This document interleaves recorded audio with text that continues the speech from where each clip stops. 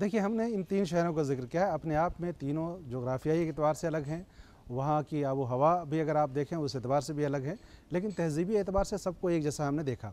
2 बातों का हम ख़ुसूसी तौर पर ज़िक्र करना चाहेंगे। एक तो जो मंज़र के एतबार से हमने ज़िक्र किया अस्फ़हान का, वही बात अगर आप तेहरान चले जाएँ, कोहे दमावंद का बार-बार हम लोगों ने ज़िक्र पढ़ा है, सुना, लेकिन देखने का पहली दफ़ा इत्तेफ़ाक हुआ। इतनी इश्तियाक भरी निगाहों से मैंने देखा कि ये वही कोहे दमावंद है जिसका इक़बाल ने भी ज़िक्र किया, जिस पे क़ुर्रतुल ऐन हैदर ने भी लिखा। तो इस तरह के मकामात 1000 हैं कि जिनका ज़िक्र तारीख़ी किताबों में, अदबी किताबों में, तहज़ीबी किताबों में बार-बार आता है। मैंने जब उस कोहे दमावंद के उस हिस्से को देखा जो उसकी तराई में शहर आबाद है, क्या खूबसूरत मंज़र है कि दोनों किनारों पे वो देवदार के दरख्त हैं और वो पहाड़ का जो चश्मा आता है उस पानी को जिस तरह से उन्होंने डाइवर्ट किया है। देखिए, ये उन्हीं को हो सकता है जिनके पास अक्ल हो, शऊर हो, तहज़ीब एतबार से अपने आप को बेहतर बना के पेश करना चाहते हैं। ये उस आज की बात नहीं है, उस ज़माने की बात है। उन्होंने चश्मे से आते हुए पानी को इस तरह से डाइवर्ट किया कि सड़क के दोनों किनारों पे दरख्त है लगे हुए बहुत ही रौदार, और वहाँ से वो पानी को डाइवर्ट किया और वो पूरे शहर को ऊपर से लेकर नीचे तक आता हुआ दिखाई आपको देगा।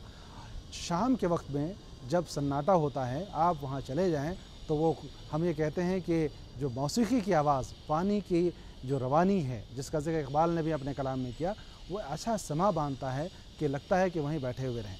तो ये अपने आप में बहुत ही खूबसूरत चीज़ थी। यज़्द में जो पारसियों का बहुत मुक़द्दस शहर माना जाता है और वहाँ जो जिस आग की वो परस्तिश करते हैं उसको आतिश मुक़द्दस पारसी कहते हैं। तो मैंने ये देखा कि यज़्द शहर में वो आतिश मुक़द्दस है जहाँ पे कहते हैं कि कई 100 वर्षों से वो मुस्तकिल चला आ रहा है, वो आग बुझी ही नहीं।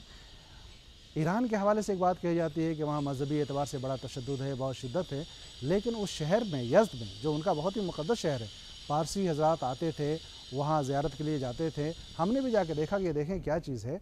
तो ये आज़ादी अपने आप में इस बात को ज़ाहिर करती है कि जो ईरान पे ये इल्ज़ाम आता है या ये बहतान है कि वो अपने अलावा किसी और को जगह ही नहीं देते हैं, उसके वहाँ रवादारी मजहबी नहीं है, तो ये बड़ी मिसाल है। जाके देखें ऐसे शहरों को, जाके अस्फ़हान में देखें चर्च मौजूद है, यज़्द में देखें जहाँ उनका आतिश मुक़द्दस मौजूद है, लोगों को बेरोक टोक वहाँ आने जाने की इजाज़त है, लोग जाते हैं और आते हैं, और उनको ऐसा नहीं है कि बिल्कुल इग्नोर कर रखा है, बल्कि उसकी सफाई पर, उसके रखरखाव पर, उसके तहफ़्फ़ुज़ पर हुकूमत उतना ही खर्च कर रही है। ये बात अपने आप में बहुत अहम बात है जो यकीनन दुनिया के दूसरे लोगों तक ये पहुँचाई जानी चाहिए जो लोग ईरान के हवाले से गलतफ़हमी के शिकार हैं। अपने शहर जैसा देखा मैंने, कोई तब्दीली नहीं, लिबास वही, शक्ल सूरत वही, और सिर्फ ज़बान का फ़र्क है। लेकिन वो ज़बान ये है कि अगर आप फ़ारसी न भी जानते हैं, अगर उर्दू अच्छी तरह से जानते हैं, तो उर्दू में फ़ारसी के बेशतर अल्फाज हैं, किसी न किसी तरह से आप समझ ही लेंगे। लेकिन अखलाकी एतबार से अगर आप बात करें तो बड़े ही मेहमान नवाज़, बड़े ही खुश दिली के साथ, खंदा पेशानी के साथ मेहमानों का इस्तकबाल करने वाले। एयरपोर्ट पे आप उतरें, वहाँ से आपको एहसास हो जाएगा कि आप एक ऐसे शहर में हैं, एक ऐसे मुल्क में हैं जहाँ के लोग आपको पसंद करते हैं, आपसे मोहब्बत करते हैं, आपकी मेहमान नवाजी, आपकी ज़ियाफ़त के लिए वो तैयार बैठे हैं। आप ये देखिए, उसकी ज़िंदा मिसाल आपको देता हूँ कि हम लोग तेहरान से यज़्द के लिए, मैं और मेरे साथ एक और यूनिवर्सिटी के प्रोफेसर साथ जा रहे थे। ट्रेन पे बैठे, 5 घंटे का सफ़र था। बहुत ही खूबसूरत ट्रेन, बहुत ही अच्छा निज़ाम, जो हमारे वहाँ भीड़ भाड़ होती है वैसा नहीं था। बिल्कुल आराम से ट्रेन पे जाके बैठने के बाद सामने जब हम बैठे, यहाँ से 2 बातें मैं बताना चाहूँगा कि एक तो अखलाकी एतबार से और 200 औरतों की तालीम के हवाले से। तो सामने वाली नशिस्त पे एक खातून और एक शख्स बैठे थे, यानी वो दोनों मियाँ बीवी थे और हम लोग सामने बैठे थे। हम लोग उर्दू में गुफ्तगू कर रहे थे, दोनों इश्तियाक हुआ कि यकीनन ये हिंदुस्तान के हैं। फिर वो हमसे मुखातब हुए, हिंदुस्तान के बारे में पूछा, और 5 घंटे के रास्ते में हम लोग खाते पीते रहे और उन्होंने मेहमान नवाजी की।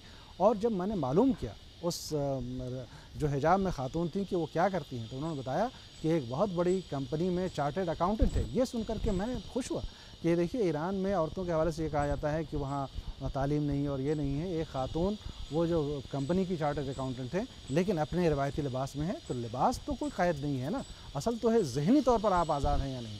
तो मैंने ये महसूस किया कि वहाँ के लोग ज़हनी तौर पर आज़ाद हैं, और वो हमारे वहाँ हिंदुस्तान में निस्बतन कम है, लेकिन वहाँ तो हर जगह आपको ख़वातीन नज़र आ जाएंगी, रवायती लिबास में हैं, लेकिन हर जगह वो काम कर रही हैं, चाहे वो कॉरपोरेट सेक्टर हो, यूनिवर्सिटी हो, कॉलेज हो, स्कूल हो, हर जगह बराबर मसावात एक आपको देखने को मिले।